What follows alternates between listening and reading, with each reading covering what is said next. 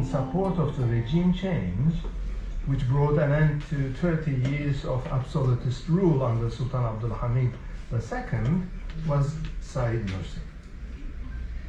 Nursi had made this very speech at the city square between the Blue Mosque and Hagia Sophia in Istanbul a day earlier, and the intellectuals in Thessaloniki were very much moved with hearing this speech, so he was hurried to Thessaloniki to make the same speech here in support of the regime change. At the remaining part of his address, Said Nursi went on to describe 5 principles and 5 truths to which the nation, the Ottoman nation at that time, should be bound so that this paradise of freedom promised by the constitutional reform might be attained. The first principle was the union of hearts. The second principle was the love of the nation.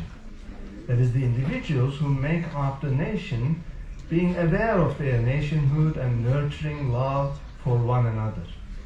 The third was education, which referred to the cultural and educational level of the nation being raised to a satisfactory point. The fourth was human endeavor, that is, everyone being guaranteed a work and receiving fair recompense for his or her labor. And the fifth principle was the giving up of dissipation, which meant giving up ostentation and extravagance, which was one of the illnesses of the late Ottoman Empire, both on an individual level and as a society.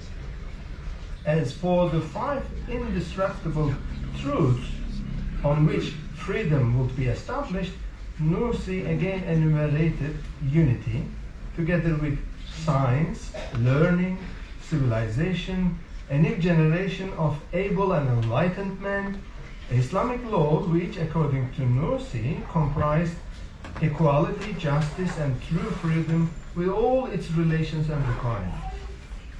Nursi's 5th truth was consultative assemblies, an early form of democratic assembly.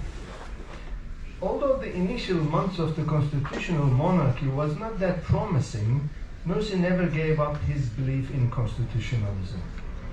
About a year later, we once saw Nursi traveling in the eastern and southeastern Turkey, of modern times of course, Anatolia, and he was speaking to local Kurdish and Arab tribes, trying to convince them about the importance of constitutionalism. His audience was particularly concerned with the recognition of the rights of the religious minorities, the Armenians, the Greeks, and the Jews. Recognized as the leading religious authority of the time, they wanted to hear Nursi's opinion on, say, the acceptability, religiously speaking, of having an Armenian state minister. In fact, there was no Armenian state minister, but one purely Turkish guy was labeled as Armenian, and it was one of the maladies of the Ottoman Turks. He suggested a holistic approach to the human rights, and he said, their rights, the rights of the minorities, are an intrinsic part of our rights. In a country where Greeks, Jews, and the Armenians are not free, Muslims are not free also. On the issue of non-Muslim governors or ministers in the government, Nursi told his audience that in an Islamic understanding, political leadership is a form of servitude to the nation.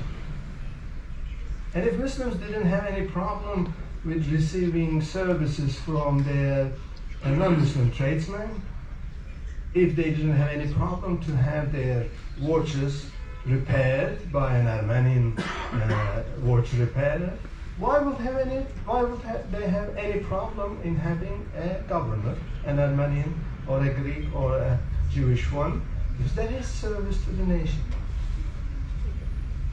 Nursi also suggested that true independence was possible only through rule of law and human rights. He said that it is not a secret for us that foreign powers were actually using the minorities' concerns as a pretext for involvement in the Ottoman's domestic affairs. And if the Ottomans recognized the rights of the minorities, he said, then the superpowers of that time wouldn't have any pretext to mingle with the Ottomans' domestic affairs.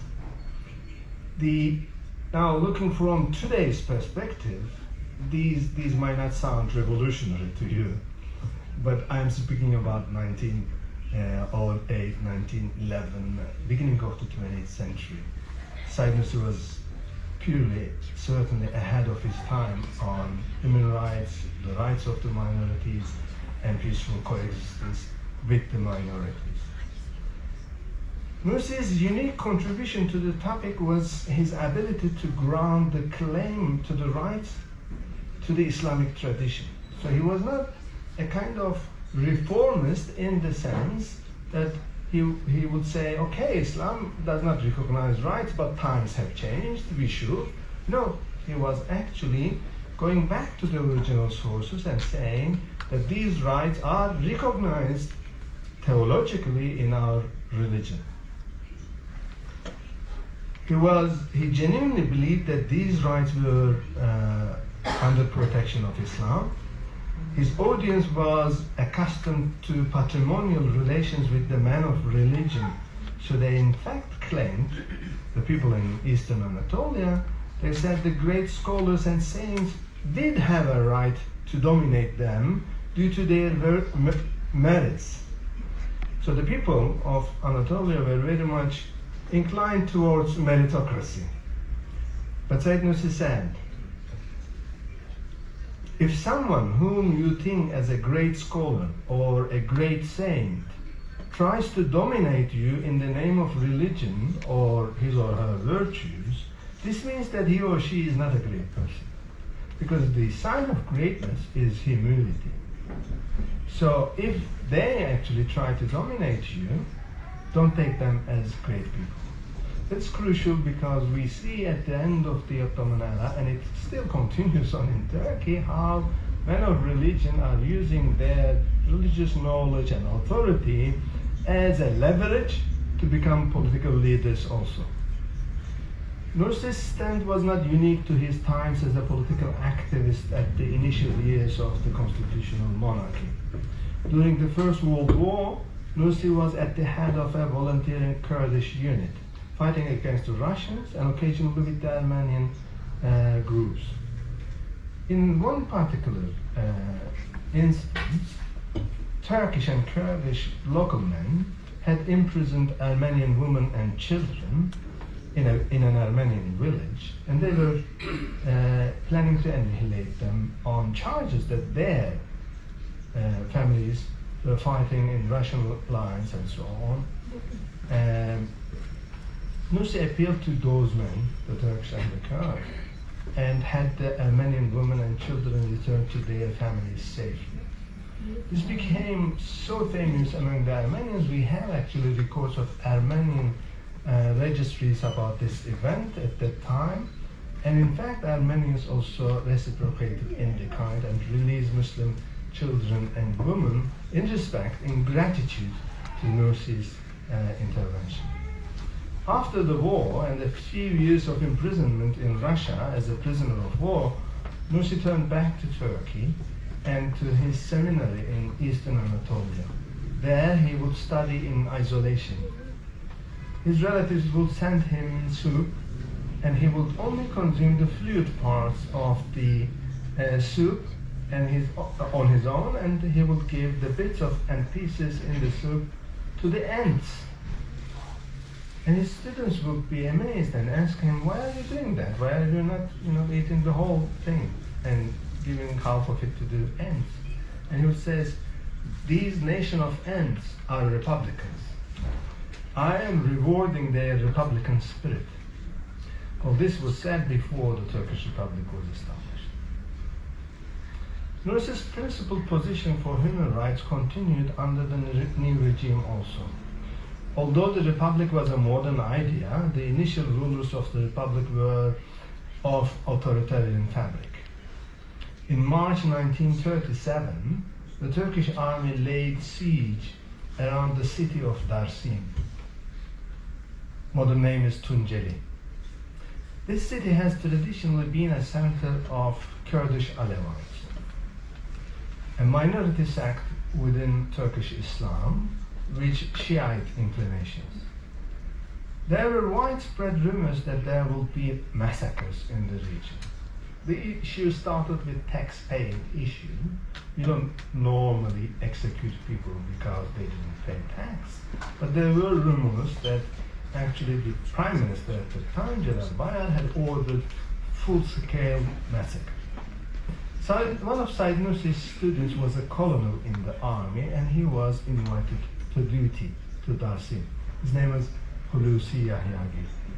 Now, knowing that the army was going harsh on the Kurdish Alevites, he wanted to resign and not go to the front.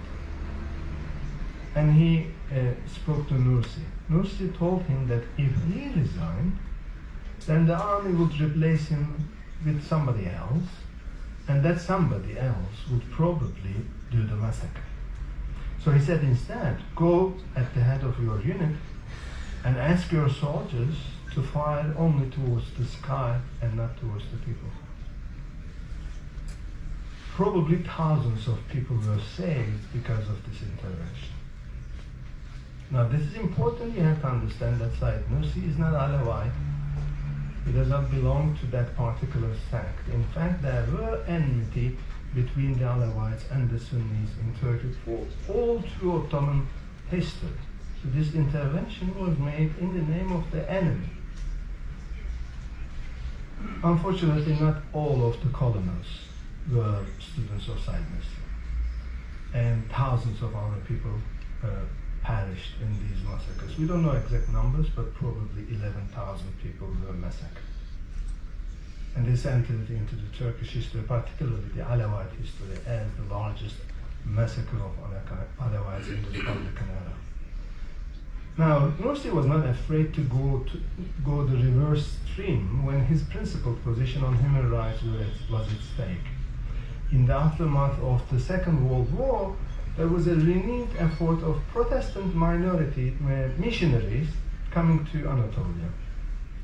Missionary activity was banned under the Turkish law. It's still banned under Turkish law.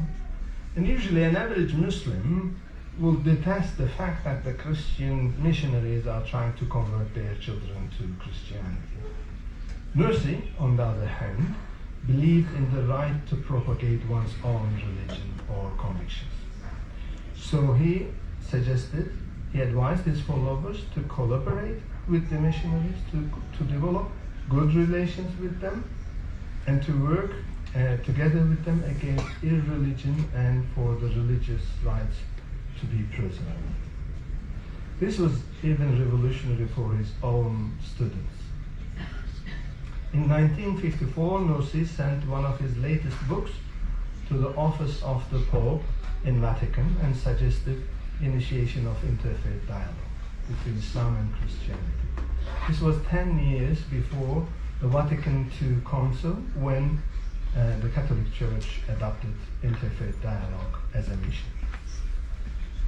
Nursi himself was a victim of repeated human rights violations. He was exiled, forced to house arrest, imprisoned, and even tortured, poisoned several times so that he would perish, only because of his writings and his beliefs. His determination and resilience on the face of these violations still inspires a generation of human rights defenders in Turkey and around the world. It is no wonder that when almost all religious and secular groups kept silent on the face of the persecutionary policies of Turkey's current regime, Erdogan regime, only two groups of followers of Said Nursi stood against him. One is the Hizmet movement that is still suffering, but also another follower of Said Nursi, the Yeni Asya group headed by Kazım Güleçyüz. That inspiration to stand still in front of the authoritarian regime in Ankara comes only from Said Nursi's inspirations. Their ways are enlightened by the lifelong dedication of Said Nursi to the rule of law and human rights. It is not a secret for all of us that Muslims believe in qadar. That is wrongly translated as predestination or fate or destiny into English language.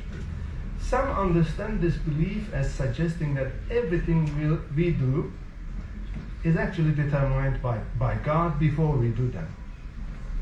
And we are simply puppets doing whatever He decides for us. This will undermine human freedom and makes accountability for our deeds problematic. If it is God who decides what am I going to do, why am I accountable for my deeds? Nursi is at the opposing camp. He says Allah knows the God, knows everything we will do even before we do them, but this knowledge is contingent upon our acts. It is a theological issue, but it is a very crucial issue for human freedom. He says, the knowledge of Allah, of our deeds, is contingent upon our deeds. If we didn't do them, He wouldn't know them. Allah knows them beforehand only because He is not bound by time. We say before, but actually there is no before for God. This is why when He was challenged that belief in a divine authority limits freedom, He said this: one who is the slave and servant of the maker of the world, the God, will not condescend to lower himself before anybody else. That is to say, freedom is increased to the degree of belief, and belief is strengthened. Let me finish with one final quote from Said Nursi. I can live without bread, but I cannot live without freedom. Thank you very much for your patience.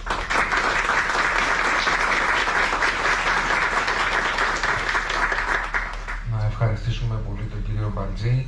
Κρατώ τη στάση για τα ανθρώπινα δικαιώματα, για τις μειονότητες, για αυτό το μεταρρυθμιστικό Ισλάμ το οποίο ευαγγελίζεται ο Σαϊντ Νούρση, και να περάσουμε στον κύριο Γιώκ.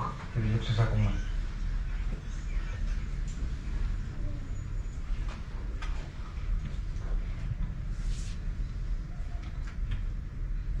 I think so. All right. That's me. I don't know much Greek, but I could pick up my name, Hakan Gok. Okay, that's me.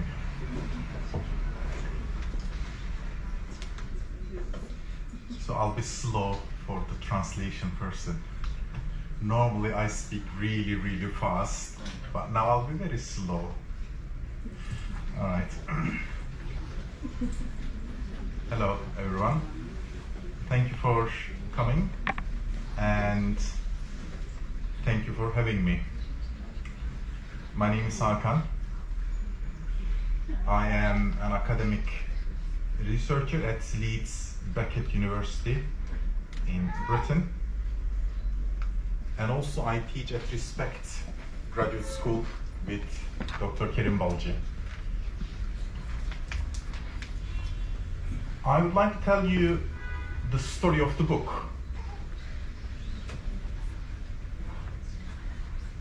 It was probably more than 20 years ago,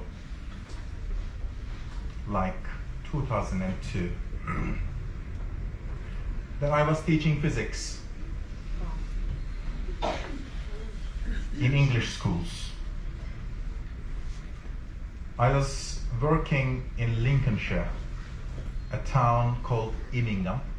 Maybe you can check it on Google Maps. I know what you're thinking. What is the connection between physics and Said Nursi? Well, my interest in Nursi became very acute after long interactions with my students at the time. Yes, I was teaching physics, but as soon as my students, my pupils, found out that I was a Muslim, which was very easy to spot thanks to my name and my accent, the conversation quickly shifted into metaphysics.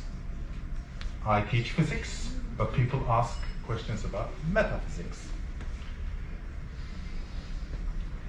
My students kept asking about metaphysical matters, such as, is there a God? What happens when you die? Is there life after death?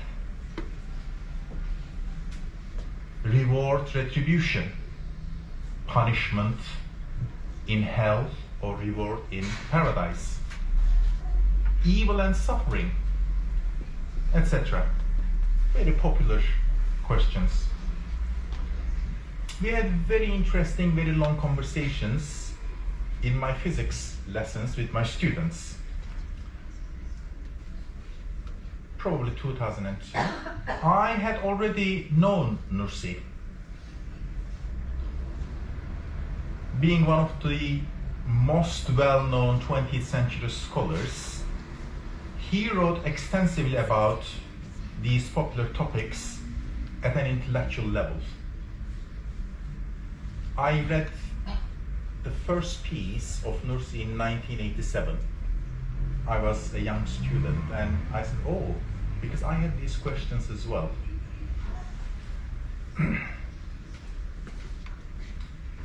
I was about to do my PhD in satellite technologies and GPS in Sheffield. Ömer Kuru is, yeah, so Ömer Kuru comes in now. Then a good friend of mine, that's Ömer Kuru,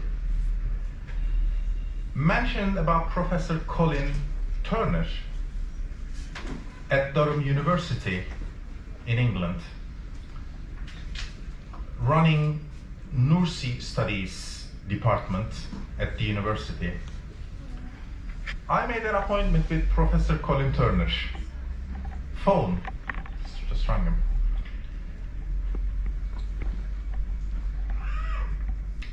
I drove to Durham, about 3 hours. I met him in person in his house.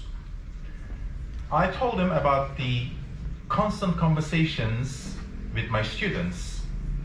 I expressed interest in the philosophy of Said Nursi,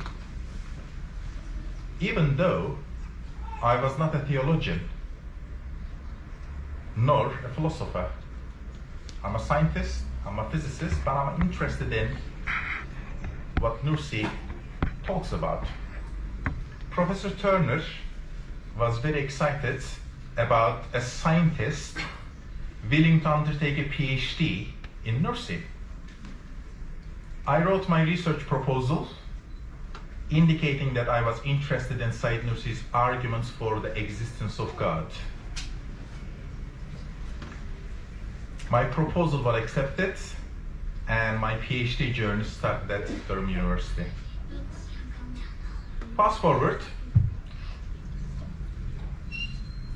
Now I was having a lot of questions and interest regarding Nursi and his magnum opus, Risale-i Nur collection. People I met were always curious and wanted to know and read Nursi's writings. However, as soon as they realized Risale-i Nur was more than 6,000 pages, like 14 books, they were put off. Then the idea, I thought, let's compile a book which is small enough for people to read easily and which is comprehensive enough so that people can understand Nursi in general. Became very sensible. I thought it makes sense. After a long consultation with colleagues in the field, we have made a list of more than 10 topics that are very interesting and beneficial to general readership. I started compiling and editing the chapters, which took about a year. The book was finally published in the US, I think 2014 or thereabouts. So, in the book, I have included extracts from Nursi's writings to cover his philosophical, spiritual, and social views. Dr. Balcı talked about some of his social views about democracy, freedom, etc. So, in the book, there is bit from everything. There is philosophy, spirituality, and his social views. Some of the topics you can find in the books are purpose of the universe and why human beings exist. Number one question, why are we here? Are we just here for 80, 90 years? Get a big house, do lots of holidays, get an electric car, make lots of children, then go. It's a bit pointless. I said, let's see what Nursi says. That's the first bit in the book. What is ego? What is it for? Everybody got self-awareness and ego, so Nursi's views on ego. Another one is problem of evil and suffering. I'm a good person, but bad things are happening to me all the time. This comes from ancient Greece, Epicurean paradox, we call it, Epicurus, ancient Greek. He says, if there is God, if he's powerful, why is bad, evil happening? So it's in the book. Divine destiny, kader, you briefly mentioned, I put it in the book. Who is creating? Is it God or nature? I watched BBC documentary, David Attenborough. He's talking as if all this is happening by itself, or nature is making it, and Nursi's view of the universe.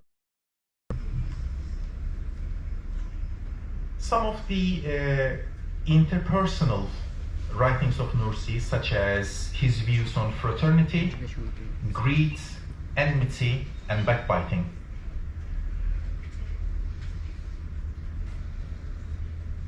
Why is being a sincere person matter? I think this one is very secular. Everybody likes sincere person. You don't have to be Christian, you don't have to be Muslim. Are you sincere? Are you a genuine person? Though Nursi looks at it from a Muslim's perspective, I think it's useful for general readership. Another good one, Nursi's advice to sick people. It works with everybody. You talk to your Christian friends, atheist friend, Jewish friend, it works. And Nursi calls it remedies to the sick. It is also part of the book. Last but one, about fasting. This is Muslims fasting. They do once a year for 30 days. These days, if you're on Instagram like me, it's very popular. They call it intermittent fasting and, health-related fasting. But Nursi also wrote about fasting. I think it's going to be very popular among, bodybuilders and fitness gurus. And the last topic in the book is the tactics and the strategies of devils, shaitan. Devil is in charge. You want to do something good. He comes and whispers in your ear, don't do that. Do this instead. So, Nursi writes about the strategies and tactics of the devil. As soon as you can see, these are the interests to everybody. Not to religious people only. You tell an atheist person about the topics and say, oh, let me read, it sounds interesting. Right.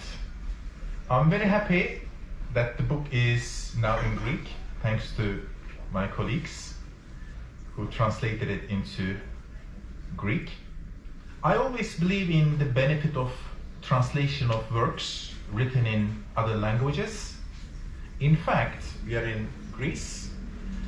Most of what we know about ancient Greek philosophy was first translated into Arabic in the 7th century.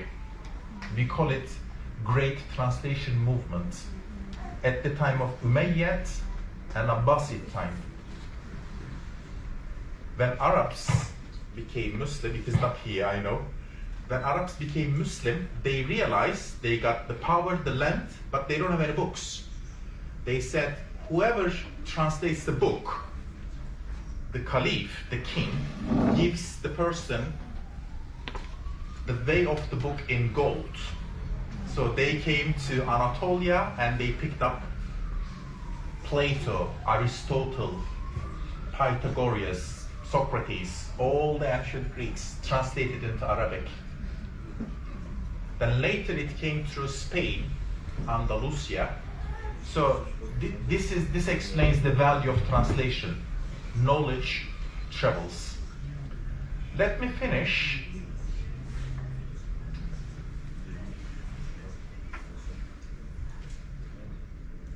So this happened in 7th century, and in Europe, well, these days we got access to originals, but it served Europe really well. Once again, I would like to thank you all and hope the book would make an interesting read. Thank you.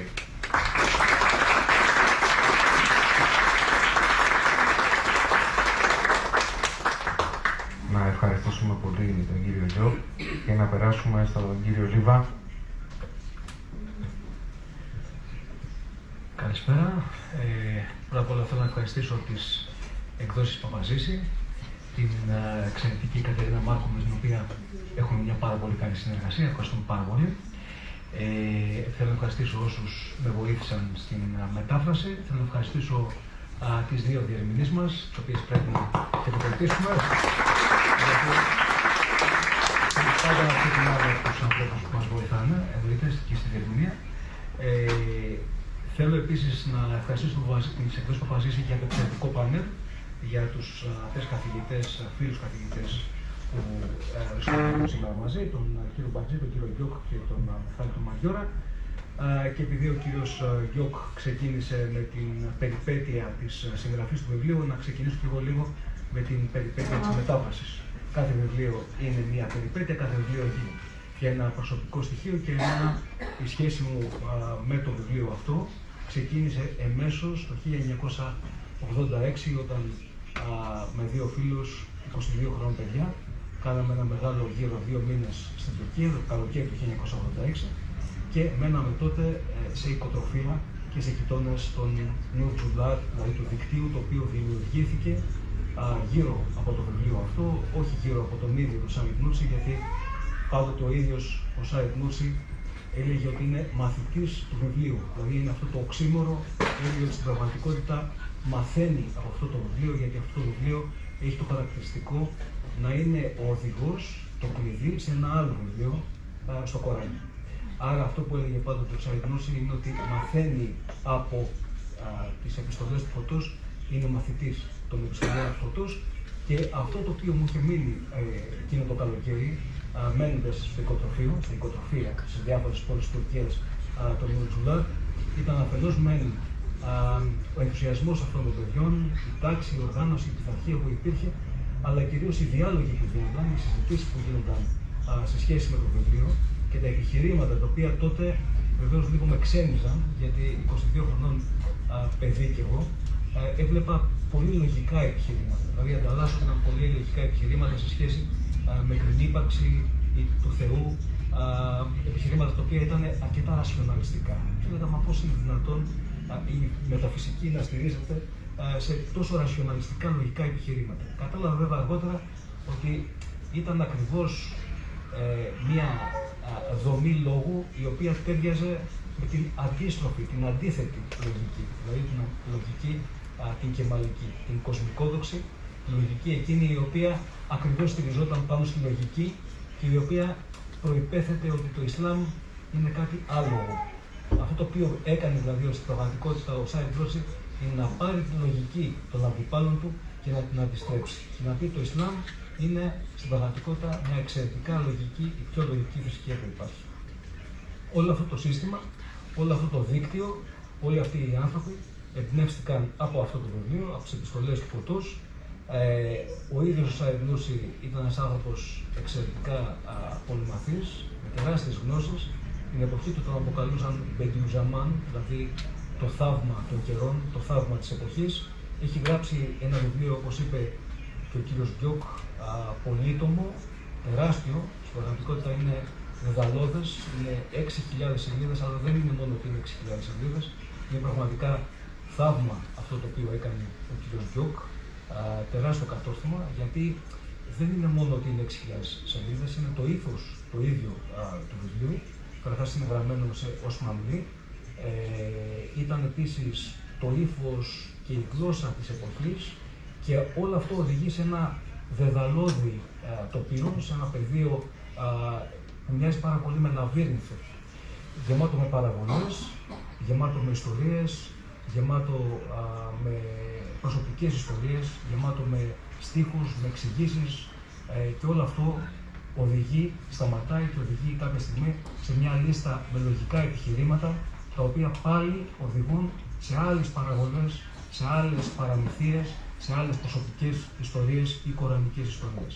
Όλο αυτό λοιπόν είναι ένα τεράστιο, ένας κόσμος ολόκληρος, που πραγματικά θεωρώ ότι είναι μια τεράστια επιτυχία θα κάνει και νομίζω ότι είναι και εξαιρετικά σημαντικό το ότι παρουσιάζεται για πρώτη φορά στο ελληνικό κοινό. Τώρα, γιατί είναι σημαντικό, ποια είναι η σημασία της παρουσίασης αυτού του βιβλίου, ποια είναι η σημασία της έκδοσης αυτού του βιβλίου στα ελληνικά. Το πρώτο είναι το λογικό ότι παρουσιάζεται για πρώτη φορά στα ελληνικά γράμματα ένας εν πολλοίς άγνωστος και παρεξηγημένος. Νομίζω είχαν γράψει παλιότερα κάποιοι για αυτόν στα ελληνικά, αλλά με έναν τρόπο παρουσιάζοντάς τον σχεδόν σαν αιρεσιάρχη. Δηλαδή με έναν τρόπο πραγματικά πάρα πολύ λανθασμένο, εσφαλμένο τελείως. Άρα πρέπει να πάρουμε μια γνώση, να καταλάβουμε το ποιος ήταν ο Σάιντ Νούσι και ποιο είναι αυτό το βιβλίο το οποίο για μένα επηρέασε την εξέλιξη του τουρκικού Ισλάμ και επηρέασε πραγματικά τον τρόπο που έζησαν και ζουν εκατομμύρια άνθρωποι στην Τουρκία. Ο Σάιντ Νούσι ήταν ένας θρησκευτικός συγγραφέας, ένας ηθικός φιλόσοφος και συγχρόνως ένας κοινωνικός αγωνιστής. Δεν θα πω πολιτικός, αν και στην πραγματικότητα ήταν και πολιτικός, αλλά ο ίδιος τη λέξη πολιτική την απεχθανόταν, έλεγε συχνά μια πολύ διάσημη φράση του, είναι παίρνω παρηγοριά στον Θεό από τον Σατανά και από την πολιτική. Δηλαδή φεύγω μακριά από την πολιτική, γιατί η πολιτική είναι ό,τι πιο επικίνδυνο υπάρχει. Ο ίδιος ο Σάιντ Νούσι επηρέασε πάρα πολλούς ηθικούς φιλόσοφους, ερμηνευτές του Κορανίου, μουσουλμάνους διδασκάλους, όχι μόνο στην Τουρκία, και εννοείται ξεκινάμε από την Τουρκία προφανώς και από τον Φετχουλάχ Γκουλέν, που μπορεί να πει κανείς ότι είναι στα αλήθεια μαθητής του Σάιντ Νούσι, αλλά και αλλού, για παράδειγμα στη Συρία τον Πούτι, τον Σαχρούρ και άλλους, οι οποίοι θα μας τα πει βεβαίως και ο Μιχάλης μετά, οι οποίοι έχουν επενδύσει ακριβώς σε αυτό το ήπιο Ισλάμ, το Ισλάμ το οποίο δέχεται πανανθρώπινες αξίες, δίνει σημασία στα ανθρώπινα δικαιώματα, ένας άνθρωπος ο οποίος λέει ότι ξεκινάμε στην πραγματικότητα από το να αγαπάμε τον Θεό και μέσα από την αγάπη στον Θεό αγαπάμε και τον άνθρωπο. Το δεύτερο είναι αυτό που είπα προηγουμένως, ότι ο Σάιντ Νούσι είναι εξαιρετικά σημαντικός για την εξέλιξη, την πορεία του τουρκικού Ισλάμ. Είναι ο άνθρωπος ο οποίος για μένα έβαλε τους πόρους της αξιοπρέπειας, και θα την πω τη λέξη αξιοπρέπεια, θα την τονίσω, των Τούρκων μουσουλμάνων. Είναι αυτός που τους είπε ότι δεν πρέπει να γονατίζετε, δεν πρέπει να φοβάστε την εξουσία. Έχει ένα κεφάλαιο, μάλιστα μέσα, δεν το είπε ο κύριος Γκιόκ, για τον φόβο, ειδικά για τον φόβο, πάρα πολύ σημαντικό για μένα, γιατί είναι ο άνθρωπος ο οποίος είπε στους μουσουλμάνους εκείνης της εποχής ότι δεν πρέπει να φοβάστε, πρέπει να αγωνίζεστε, Πρέπει να πιστεύετε στην κινητικότητα. Δεν πειράζει αν κάνετε λάθη. Προχωρήστε, κάνετε λάθη, συνέχεια να αλλάζετε. Είναι πάρα πολύ σημαντικό αυτό, γιατί ακριβώς πήγαινε κόντρα σε αυτό το οποίο μπορεί να πει κανείς ότι υπήρχε μέχρι εκείνη την εποχή μια τάση για μυρολατρεία και φαταλισμό στους Τούρκους μουσουλμάνους. Και το τρίτο στοιχείο είναι ότι ο Σάιντ Νούρσι δεν είχε κανένα απολύτως πρόβλημα με τη δυτική εκπαίδευση. Μάλιστα, τόνιζε τη σημασία της δυτικής εκπαίδευσης και μάλιστα με ακριβώς αυτόν τον τρόπο μπαίνει στο προσκήνιο της τουρκικής ιστορίας, πηγαίνοντας κάποια στιγμή στον Σουλτάνο για να του πει ότι τα σχολεία δεν πρέπει να είναι ξεχωριστά, δηλαδή από εδώ τα θρησκευτικά σχολεία και από εδώ από την άλλη μεριά τα δυτικά σχολεία, αλλά πρέπει να υπάρξει ένα εκπαιδευτικό σύστημα το οποίο να ενώνει την δυτική τεχνολογία, τη δυτική εκπαίδευση με την θρησκεία. Βεβαίως, λυπάμαι που το λέω, αλλά τον βάλαμε για λίγο στο ψυχιατρίο, γιατί πραγματικά ήταν πρωτοποριακή η σκέψη για εκείνη την εποχή. Για να κατανοήσουμε τον Σάιντ Νούρσι, για να κατανοήσουμε τη σημασία του Σάιντ Νούρσι, πρέπει να δούμε το πλαίσιο. Και το πλαίσιο είναι η κεμαλική καταπίεση, η καταπίεση εκείνης της εποχής, φοβερή καταπίεση, η φοβερή. Ο Μπεντιουζαμάν Σαΐντ Νούρσι ή αλλιώς το θαύμα της εποχής, μια απόπειρα προσέγγισης. Αγαπητοί φίλοι, με χαρά βρίσκομαι απόψε ανάμεσά σας, γεγονός που οφείλεται στην πρωτοβουλία του πάντα ρεξικέλευτου και προοδευτικού εκδοτικού οίκου Παπαζήση και της κυρία Μάρκου προσωπικά και του φίλου συναδέλφου Σωτήρη Λίβα, τον οποίο και ευχαριστώ για την πρόσκληση. Μια προσπάθεια να παρουσιαστεί στο ελληνικό κοινό, όπως ακούσατε, το έργο του Σαΐντ Νούρσι με το απάρτισμα σπουδαίων πορείων από τις επιστολές του Φωτός, ένα ογκώδες, δεν μπορεί κάποιος να το διαβάσει εύκολα μόνος του, στη μετάφραση του καθηγητή Σωτήρη Λίβα. Πραγματικά προκαλεί απορία, γιατί έχει ενδιαφέρον στις μέρες μας η ενασχόληση με ένα μουσουλμάνο θεολόγο του περασμένου αιώνα. Τι ενδιαφέρον έχει να μας προσφέρει η διδασκαλία του στην ψηφιακή εποχή και στην κατακαιρματισμένη καθημερινότητά μας. Ακόμη μεγαλύτερη απορία για το ποια μπορεί να είναι η χρησιμότητα μιας τέτοιας διδασκαλίας όταν η στερεοτυπικά προβαλλόμενη εικόνα για το Ισλάμ κάθε άλλο παρά ιδηλιακή είναι στον δυτικό κόσμο. Δηλαδή, αντί να καταδικάζουμε συλλήβδιν τους μουσουλμάνους, γιατί προβάλλουμε και μελετάμε έναν μουσουλμάνο θεολόγο. Πώς θα ανταποκρίνονται όλα αυτά στον εκοσμικευμένο σύγχρονο άνθρωπο στον δυτικό κόσμο, αλλά τολμώ να αναρωτηθώ και στους μουσουλμάνους της εποχής μας. Αυτά ακριβώς τα ερωτήματα απαντάει η ζωή και το πολυεπίπεδο έργο του Νούρσι και μάλιστα με τον καλύτερο τρόπο. Ακόμη και αν η εποχή μας έχει παραδοθεί σχεδόν πλήρως στην απομάγευση των πάντων και η επιδερμικότητα κυριαρχεί σε όλους τους τομείς του βίου, ο άνθρωπος, ή μάλλον ορισμένοι άνθρωποι, πάντοτε αναζητούν την ουσία των πραγμάτων, μια βαθύτερη οπτική και έναν αληθινό τρόπο ζωής που απαντούν στα μεγάλα και σπουδαία βασανιστικά ερωτήματα της ζωής. Τα σχετικά χαρακτηριστικά του Νούρσι είναι αφενός οι ουσιαστικές γνώσεις που είχε για πληθώρα αντικειμένων, ειδικά για την εποχή του, και αφετέρου η ήπια προσέγγιση του στο Ισλάμ. Αυτά τα δύο στοιχεία απαντούν θαρώ αληθινά στα παραπάνω ερωτήματα.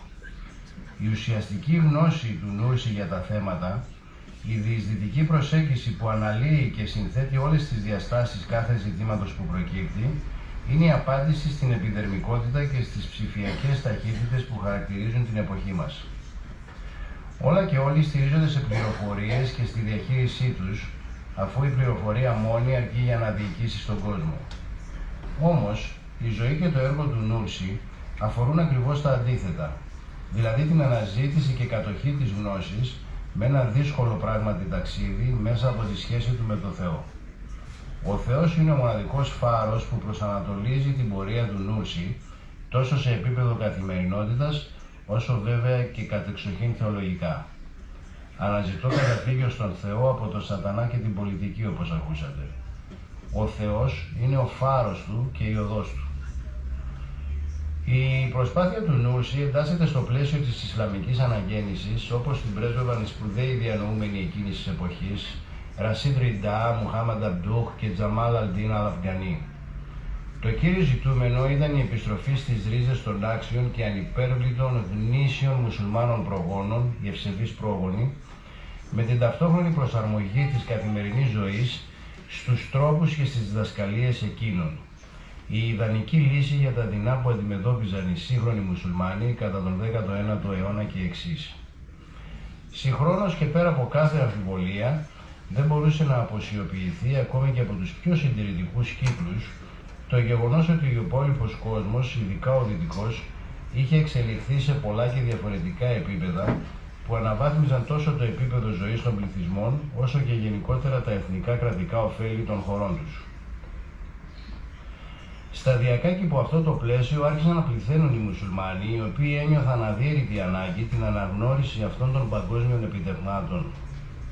Συγχρόνως απαιτούσαν την υιοθέτησή τους προς όφελον των πιστών, υπό την αυστηρότατη προϋπόθεση βέβαια ότι δεν έβλεπαν το γράμμα και το πνεύμα της αποκάλυψης του Ισλάμ, προσαρμοζόμενα κατάλληλα ώστε να εντάσσονται ομαλά και χωρίς να προκαλούν τη θρησκευτική συνείδηση των πιστών. Σε κάθε περίπτωση, κεντρικό χαρακτηριστικό γνώρισμα αποτελούσε ο απεριόριστος σεβασμός, θαυμασμός και μίμηση των ευσεβών προγόνων. Συνοπτικά, οι συγκεκριμένοι αναθεωρητές επιδίωκαν να εισάγουν με θετικό τρόπο διάφορες δυτικές κατακτήσεις στον τομέα της εκπαίδευσης, της διοικητικής οργάνωσης κλπ. Στις μουσουλμανικές χώρες, διατηρώντας την ίδια στιγμή την παραδοσιακότητα της Ισλαμικής Ούμμα και τη συμβατότητα της θρησκείας του Ισλάμ με πολλές σύγχρονες εξελίξεις. Αυτό ακριβώς επεδίωξε ακολούθως, ως διάδοχος πνευματικός θα λέγαμε, και ο Νούρση, με την επιμονή του για την αξία της εκπαίδευσης που θα συγκεράζει τα αναμφισβήτητα επιτεύγματα της δυτικής επιστήμης και τις Ισλαμικές αξίες όπως αυτές προκύπτουν απευθείας από το ίδιο το Ιερό Κοράνιο. Συγχρόνως, για πολλούς λόγους που δεν είναι της στιγμής, απομακρύθηκε από το παραδοσιακό και ευρύτερα δεδομένο οργανωτικό μοντέλο των Σούφι με τα ταρικά, υιοθετώντας μια δομή ανάπτυξης περισσότερο εκπαιδευτικού θα λέγαμε χαρακτήρα, όπου η διδασκαλία, όπως την περιγράψαμε παραπάνω, κατήχε τον κύριο και καθοριστικό ρόλο για την επέκταση του δικτύου των μαθητών του. Η συγκεκριμένη βέβαια δομή και στοχοθεσία υιοθετήθηκε αργότερα και από τον Φετουλάχ Γκιουλέν και το κίνημα Χισμέτ. Με απλά λόγια, ο Νούρση κατόρθωσε σε μια δύσκολη εποχή κατά την οποία το Ισλάμ λιγότερο ή περισσότερο στοχοποιούνταν ως οπισθοδρομικό, στην ουσία η πηγή όλων των δεινών και μη απαραίτητο για τον σύγχρονο άνθρωπο και την κοινωνία, να επαναφέρει με πρωταγωνιστικό ρόλο στο προσκήνιο τη θρησκεία του Ισλάμ και τους μουσουλμάνους. Αυτό το πέτυχε προβάλλοντας την καθαρή θρησκευτική διάσταση του Ισλάμ ως μέσο διεξόδου από τα δεινά του βίου και αναβάθμιση της ζωής των ανθρώπων, χωρίς να αποδέχεται απολύτως καμία ισλαμιστική, ριζοσπαστικοποιημένη, τελικά βίαιη εκδοχή της θρησκείας του Ισλάμ.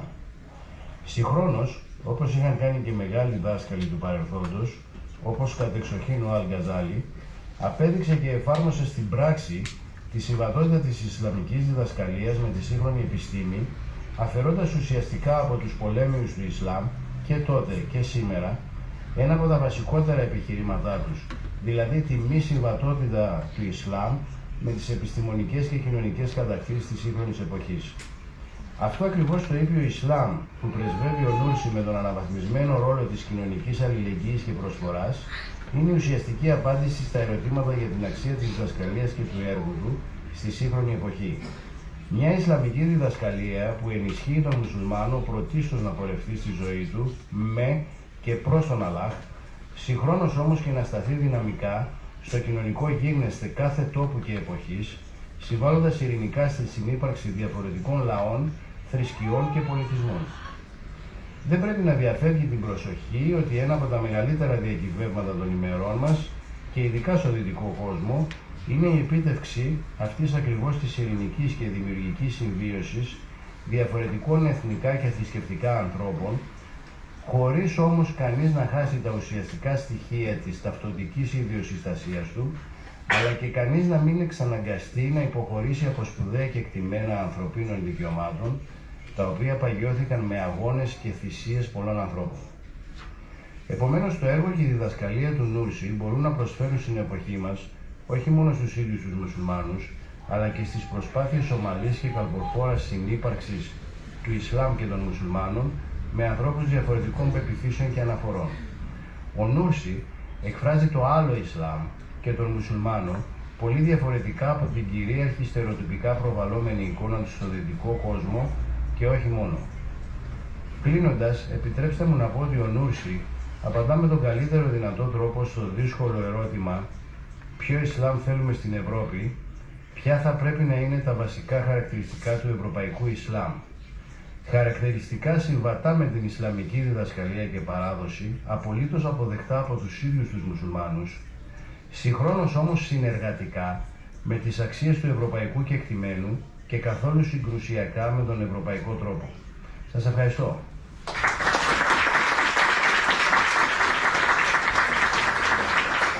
Ευχαριστούμε πολύ και τον κύριο Μαριωρά. Ερωτήσεις, τοποθετήσεις, επισημάνσεις. Ναι, κυρία Τέσ. Γεια σας. Ευχαριστώ πολύ για να οργανώσουμε αυτό το πρόγραμμα. Ναι, έχω ερωτήσει